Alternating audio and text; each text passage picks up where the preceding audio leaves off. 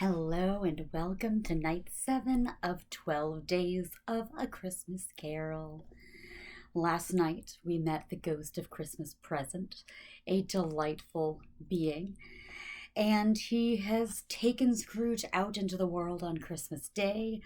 We haven't seen anyone special yet, but we will. So, let's go. In time the bells ceased, and the bakers were shut up, and yet there was a genial shadowing forth of all these dinners and the progress of their cooking in the thawed blotch of wet above each baker's oven, where the pavement smoked as if its stones were cooking too. "Is there a peculiar flavour in what you sprinkle from your torch?" asked Scrooge. "There is, my own." "Would it apply to any kind of dinner on this day?" asked Scrooge. "To any kindly given, to a poor one most." "Why to a poor one most?" asked Scrooge. "Because he needs it most." "Spirit," said Scrooge, after a moment's thought, "I wonder you, of all the beings in the many worlds about us, should desire to cramp these people's opportunities of innocent enjoyment." "I?" cried the spirit. "You deprive them of their means of dining every seventh day, often the only day on which they can be said to dine at all," said Scrooge. "Wouldn't you?" "I?" cried the spirit. "You seek to close these places on the seventh day," said Scrooge, "and it comes to the same thing." "I seek!" exclaimed the spirit. "Forgive me if I'm wrong. It's been done in your name, or at least in that of your family," said Scrooge. "There are some upon this earth of yours," returned the spirit, "who claim to know us, and who do their deeds of passion, pride, ill will, hatred, envy, bigotry, and selfishness in our name, who are as strange to us and all our kith and kin as if they had never lived. Remember that, and charge their doings on themselves, not us." Scrooge promised that he would, and they went on invisible as they had been before, into the suburbs of the town. It was a remarkable quality of the ghost which Scrooge had observed at the baker's, that notwithstanding his gigantic size, he could accommodate himself to any place with ease, and that he stood beneath a low roof quite as gracefully and like a supernatural creature as it was possible he could have done in any lofty hall. And perhaps it was the pleasure the good spirit had in showing off this power of his, or else it was his own kind, generous, hearty nature, and his sympathy with all poor men, that led him straight to Scrooge's clerks. For there he went, and took Scrooge with him, holding to his robe, and on the threshold of the door the spirit smiled, and stopped to bless Bob Cratchit's dwelling with that sprinklings of his torch. Think of that! Bob had but 15 bob a week himself. He pocketed on Saturdays but 15 copies of his Christian name, and yet the ghost of Christmas Present blessed his 4-roomed house. Then up rose Mrs. Cratchit, Cratchit's wife, dressed out but poorly in a twice-turned gown, but brave in ribbons, which are cheap and make a goodly show for 6 pence.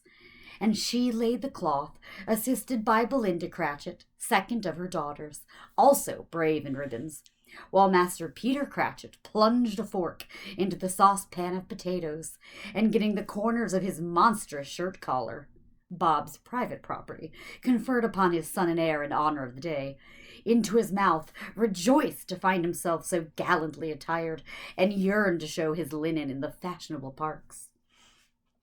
And now 2 smaller Cratchits, boy and girl, came tearing in, screaming that outside the baker's they had smelled the goose and known it for their own, and basking in luxurious thoughts of sage and onion, these young Cratchits danced about the table and exalted Master Peter Cratchit to the skies, while he, not proud although his collars nearly choked him, blew the fire until the slow potatoes, bubbling up, knocked loudly at the saucepan lid to be let out and peeled. "What has ever got your precious father, then?" said Mrs. Cratchit. "And your brother Tiny Tim and Martha weren't as late last Christmas Day by half an hour." "Here's Martha, mother," said a girl, appearing as she spoke. "Here's Martha, mother," cried the two young Cratchits. "Hurrah! There's such a goose, Martha!" "Why, bless your heart alive, my dear, how late you are!" said Mrs. Cratchit, kissing her a dozen times and taking off her shawl and bonnet for her with officious zeal. "We'd a deal of work to finish up last night," replied the girl, "and had to clear away this morning, mother." "Well, never mind so long as you are come," said Mrs. Cratchit. "Sit ye down before the fire, my dear, and have a warm, Lord bless ye." "No, no, there's father coming," cried the two young Cratchits, who were everywhere at once. "Hide, Martha, hide." So Martha hid herself, and in came little Bob, the father, with at least 3 feet of comforter, exclusive of the fringe, hanging down before him, and his threadbare clothes darned up and brushed to look seasonable, and Tiny Tim upon his shoulder. Alas for Tiny Tim! He bore a little crutch, and had his limbs supported by an iron frame. "Why, where's our Martha?" cried Bob Cratchit, looking round. "Not coming," said Mrs. Cratchit. "Not coming?" said Bob, with a sudden declension in his high spirits, for he had been Tim's blood horse all the way from church, and had come home rampant. "Not coming upon Christmas Day?" Martha didn't like to see him disappointed, if it were only a joke, so she came out prematurely from behind the closet door and ran into his arms, while the two young Cratchits hustled Tiny Tim and bore him off into the wash-house, that he might hear the pudding singing in the copper. "And how did little Tim behave?" asked Mrs. Cratchit, when she had rallied Bob on his credulity, and Bob had hugged his daughter to his heart's content. "As good as gold," said Bob, "and better. Somehow he gets thoughtful sitting by himself so much, and thinks the strangest things you ever heard. He told me, coming home, that he hoped the people saw him in the church, because he was a cripple, and it might be pleasant to them to remember upon Christmas Day who made lame beggars walk and blind men see." Bob's voice was tremulous when he told them this, and trembled more when he saw that Tiny Tim was growing strong and hearty. His active little crutch was heard upon the floor, and back came Tiny Tim before another word was spoken, escorted by his brother and sister to his stool beside the fire, and while Bob, turning up his cuffs, as if, poor fellow, they were capable of being made more shabby, compounded some hot mixture in a jug with gin and lemons, and stirred it round and put it on the hob to simmer, Master Peter and the two ubiquitous young Cratchits went to fetch the goose, with which they returned in high procession. Such a bustle ensued that you might have thought a goose the rarest of all birds, a feathered phenomenon to which a black swan was a matter of course. And in truth it was something very like it in that house. Mrs. Cratchit made the gravy, ready beforehand in a little saucepan, hissing hot. Master Peter mashed the potatoes with incredible vigor. Miss Belinda sweetened up the applesauce. Martha dusted the hot plates. Bob took Tiny Tim beside him in a tiny corner of the table. The two young Cratchits set chairs for everybody, not forgetting themselves, and mounting guard upon their posts, crammed spoons into their mouth, lest they should shriek for goose before their turn came to be helped. At last the dishes were set on, and grace was said. It was succeeded by a breathless pause, as Mrs. Cratchit, looking slowly all along the carving knife, prepared to plunge it in the breast. But when she did, and when the long-expected gush of stuffing issued forth, one murmur of delight arose all round the board, and even Tiny Tim, excited by the two young Cratchits, beat on the table with the handle of his knife, and feebly cried, "Hurrah!" There never was such a goose. Bob said he didn't believe there ever was such a goose cooked. Its tenderness and flavor, size and cheapness were the themes of universal admiration. Eked out by applesauce and mashed potatoes, it was a sufficient dinner for the whole family. Indeed, as Mrs. Cratchit said with great delight, surveying one small atom of a bone upon the dish, they hadn't ate it all at last. Yet everyone had enough, and the youngest Cratchits in particular were steeped in sage and onion to the eyebrows. But now, the plates being changed by Miss Belinda, Mrs. Cratchit left the room alone, too nervous to bear witness, to take the pudding up and bring it in. Suppose it should not be done enough. Suppose it should break in turning out. Suppose somebody should have got over the wall of the backyard and stolen it while they were merry with the goose, a supposition at which the two young Cratchits became livid. All sorts of horrors were supposed. Hallo, a great deal of steam. The pudding was out of the copper. A smell like a washing day. That was the cloth. A smell like an eating house and a pastry cook's next door to each other, with a laundress's next door to that. That was the pudding. In half a minute, Mrs. Cratchit entered, flushed but smiling proudly, with the pudding, like a speckled cannonball, so hard and firm, blazing in half a quartern of ignited brandy, and bedight with Christmas holly stuck into the top. "Oh, a wonderful pudding," Bob Cratchit said, and calmly, too, that he regarded it as the greatest success achieved by Mrs. Cratchit since their marriage. Mrs. Cratchit said that now the weight was off her mind, she would confess she had her doubts about the quantity of flour. Everybody had something to say about it, but nobody said or thought it was at all a small pudding. For a large family, it would have been flat heresy to do so. Any Cratchit would have blushed to hint at such a thing. At last the dinner was all done, the cloth was cleared, the hearth swept, and the fire made up. The compound in the jug being tasted and considered perfect, apples and oranges were put upon the table, and a shovelful of chestnuts on the fire. Then all the Cratchit family drew round the hearth in what Bob Cratchit called a circle, meaning half a one, and at Bob Cratchit's elbow stood the family display of glass, 2 tumblers and a custard cup without a handle. These held the hot stuff from the jug, however, as well as golden goblets would have done, and Bob served it out with beaming looks, while the chestnuts on the fire sputtered and crackled noisily. Then Bob proposed, "A Merry Christmas to us all, my dears. God bless us," which all the family re-echoed. "God bless us, every one," said Tiny Tim, the last of all. He sat very close to his father's side upon his little stool. Bob held his withered little hand in his, as if he loved the child and wished to keep him by his side, and dreaded that he might be taken from him. "Spirit," said Scrooge, with an interest he'd never felt before, "tell me if Tiny Tim will live." "I see a vacant seat," replied the ghost, "in the poor chimney corner, and a crutch without an owner, carefully preserved. If these shadows remain unaltered by the future, the child will die." "No, no," said Scrooge. "Oh, no, kind spirit, say he will be spared."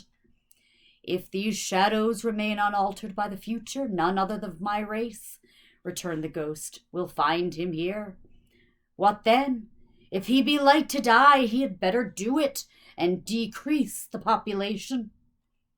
Scrooge hung his head to hear his own words quoted by the spirit, and was overcome with penitence and grief. "Man," said the ghost, "if man you be in heart, not adamant, forbear that wicked cant until you have discovered what the surplus is, and where it is. Will you decide what men shall live and what men shall die? It may be that in the sight of heaven you are more worthless and less fit to live than millions like this poor man's child. O God, to hear the insect on the leaf pronouncing on the too much life among his hungry brothers in the dust." Scrooge bent before the ghost's rebuke, and trembling cast his eyes upon the ground. But he raised them speedily on hearing his own name. "Mr. Scrooge," said Bob. "I'll give you Mr. Scrooge, the founder of the feast." "The founder of the feast, indeed!"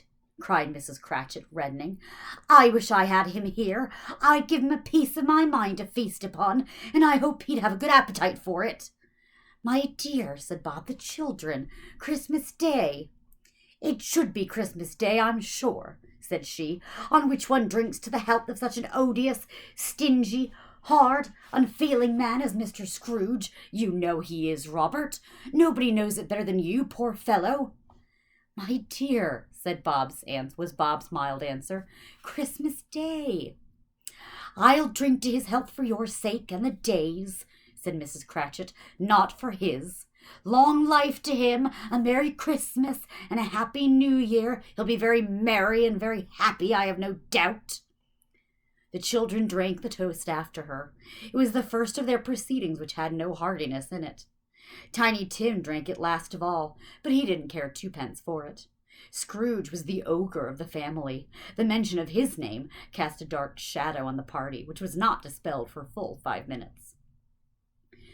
After it had passed away, they were 10 times merrier than before, from the mere relief of Scrooge the Baleful being done with. Bob Cratchit told them how he had a situation in his eye for Master Peter, which would bring in, if obtained, full 5 and 6pence weekly. The 2 young Cratchits laughed tremendously at the idea of Peter's being a man of business, and Peter himself looked thoughtfully at the fire from between his collars, as if he were deliberating what particular investments he should favor when he came into the receipt of that bewildering income. Martha, who was a poor apprentice at a milliner's, then told them what kind of work she had to do, and how many hours she worked at a stretch, and how she meant to lie abed tomorrow morning for a good, long rest, tomorrow being a holiday she passed at home. Also how she had seen a countess and a lord some days before, and how the lord was much about as tall as Peter, at which Peter pulled up his collar so high that you couldn't have seen his head if you'd been there. All this time the chestnuts and the jug went round, and by they had a song about a lost child traveling in the snow from Tiny Tim, who had a plaintive little voice and sang it very well indeed. There was nothing of high mark in this. They were not a handsome family, they were not well dressed, their shoes were far from being waterproof, their clothes were scanty, and Peter might have known, and very likely did, the inside of a pawnbroker's. But they were happy, grateful, pleased with one another, and contented with the time. And when they faded, and looked happier yet in the bright sprinklings of the spirit's torch at parting, Scrooge had his eye upon them, and especially on Tiny Tim, until the last. Oh, Tiny Tim. Told you how much I love the Ghost of Christmas Present. Thank you so much for joining me tonight. It was one of our slightly longer sections. I believe that we finish up with the Ghost of Christmas Present tomorrow, or maybe we have 2 more days with him. Either way, thank you for joining, and let me quickly tell you a little bit about my charity of choice for today. Some of you may have heard of RAIN before. It is the Regional AIDS Interfaith Network, and they work in the greater Charlotte area, helping those affected by HIV and AIDS to have a healthy and stigma-free life. They provide education and advocacy. They do such events as the AIDS Walk every year, of which I've had a chance to be a part. And they are doing some excellent work for people in our community who need them most. So if you are interested in getting involved, maybe looking into next year's AIDS Walk, maybe donating, looking at maybe some events they have coming up, or learning more about their services and their resources, you can go to carolinarain.org. I'm just going to check that real quick. Yeah, it's Carolina, RAIN.org.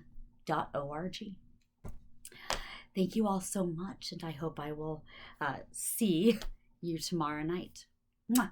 Good night, and God bless us, everyone.